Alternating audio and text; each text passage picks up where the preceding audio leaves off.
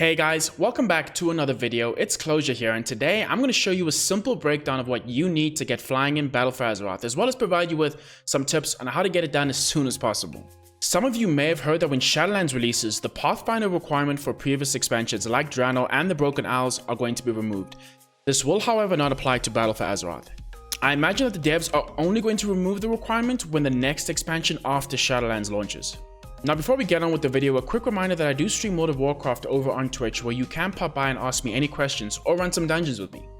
Now in order to get flying in Kulturis and Zandalar, you're going to need to complete two achievements: Battle for Azeroth Pathfinder Part 1 and Battle for Azeroth Pathfinder Part 2. We're going to first take a look at Part 1, but it's very important to note that you can work on both of these achievements simultaneously. Part 1 is a prerequisite for Part 2, but there are reputation and exploration requirements for Part 2 that you can work on while doing Part 1.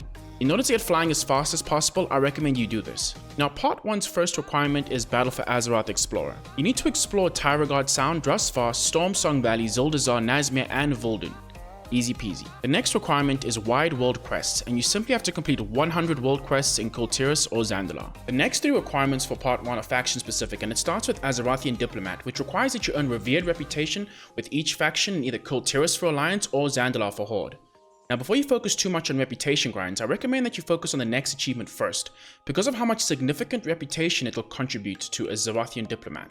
The achievement is Lore Master of Kulturis for Alliance and Zandalar Forever for Horde.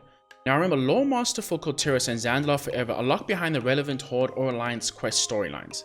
So you are going to need to complete the major campaign quest line for your faction to complete these achievements. Now we're almost done with Part 1, so hang in there. The last achievement for this part is titled Ready for War, and it's also faction specific. You need to complete the storyline that has you invade the opposing faction's island. The questline starts on the boat in Zandalar or Borealis Harbor, and it's called the War Campaign. If you'd like some assistance tracking your progress with the War Campaign, make sure to use the BFA attunement tracker on Wowhead. I'll make sure to link that in the description below. It seems more complex than it is, but that's all that's needed for Part 1. Now for Part 2.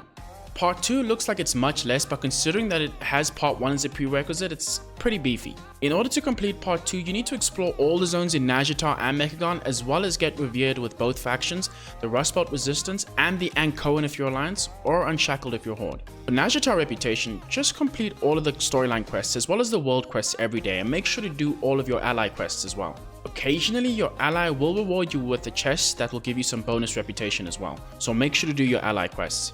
Mechagon doesn't have world quests except for one battle pet quest as well as a large reputation reward quest.